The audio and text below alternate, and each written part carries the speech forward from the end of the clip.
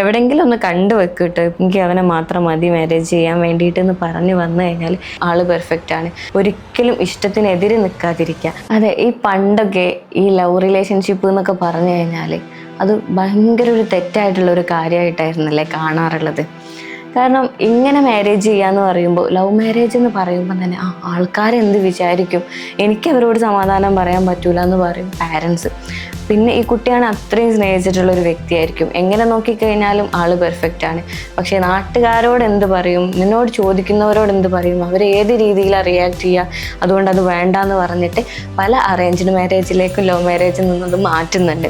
പിന്നെ അവർക്ക് ഇഷ്ടമില്ലാത്തൊരു കല്യാണത്തിന് നിർബന്ധിച്ചിട്ട് അത് ഇഷ്ടമില്ലാത്ത ഒരാളെ കൂടെ ജീവിക്കുന്ന സിറ്റുവേഷൻ വരെ പണ്ട് കാലത്ത് ഉണ്ടായിട്ടുണ്ട് അല്ലേ. പക്ഷേ ഇന്ന് പാരൻസ് ഒക്കെ മാറി തുടങ്ങിയിട്ടുണ്ട്. ചിലരൊക്കെ പറയുന്ന കാര്യമാണ്, എവിടെയെങ്കിലും ഒന്ന് കണ്ടു വെക്കിട്ട് ഇപ്പം എനിക്ക് വേണ്ടിയിട്ട് തരയാൻ വേണ്ടിയിട്ട് പറ്റുന്നില്ല എന്നൊക്കെ ഇങ്ങനെ തമാശയിലൂടെ ഒക്കെ പറയുന്ന പാരൻസ് ഉണ്ട്. അവരതിൽ ആക്സെപ്റ്റ് ആയിട്ടുണ്ട്.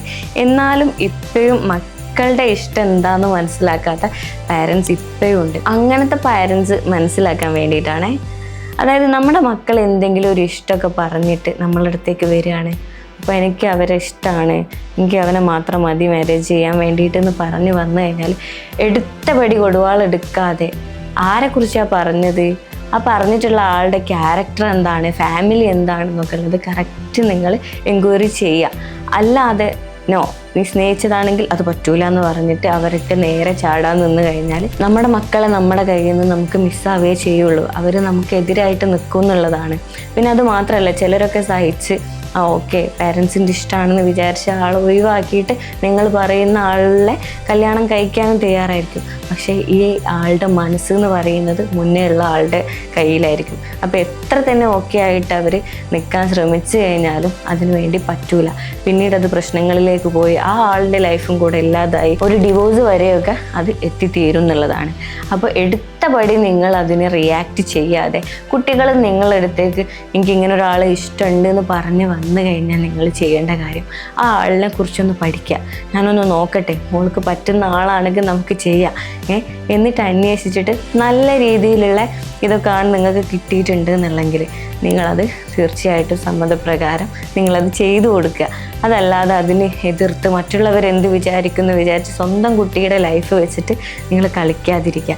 അതല്ല, നിങ്ങൾ അന്വേഷിച്ച സമയത്ത് ആളിനെ കുറിച്ച് അത്രയും മോശമായിട്ടാണ് കിട്ടിയിട്ടുള്ളത്, എൻ്റെ മോൾക്കത് മോശം ചെയ്യുമെന്നുള്ളതാണ് നിങ്ങൾ അറിഞ്ഞിട്ടുള്ളതെങ്കിൽ കുട്ടിയെ പതിയെ പറഞ്ഞ് മനസ്സിലാക്കി കൊടുക്കുക ഇതുകൊണ്ടാണ് എന്നുള്ളത്. അല്ലാതെ ഒന്നും കേൾക്കാതെ എടുത്ത പടി തീരുമാനം എടുത്ത് കുട്ടീനെ റൂമിൽ പൂട്ടിയിട്ട് കഴിഞ്ഞാൽ ഒന്നും അവിടെ സംഭവിക്കാൻ പോകുന്നില്ല.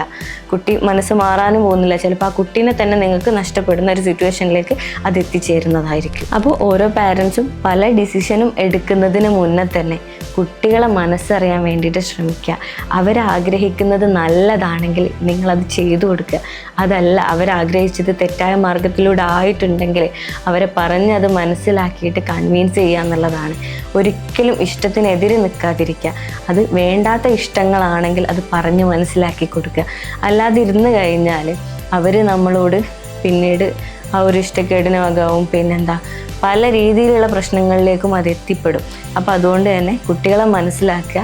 അവർക്ക് വേണ്ട രീതിയിൽ നമുക്കും കൂടെ ഓക്കെ ആയിട്ടുള്ളതാണെങ്കിൽ നമ്മൾ അതിന് ഓക്കെ ആവുക എന്നുള്ളതാണ് ഈ ഒരു കാലത്ത് ഓരോ പാരൻസും ചെയ്യേണ്ടതായിട്ടുള്ള കാര്യം. അപ്പോൾ കൂടുതൽ വീഡിയോസിനായി എൻ്റെ യൂട്യൂബ് ചാനൽ ഇപ്പം തന്നെ സബ്സ്ക്രൈബ് ചെയ്യുക. താങ്ക്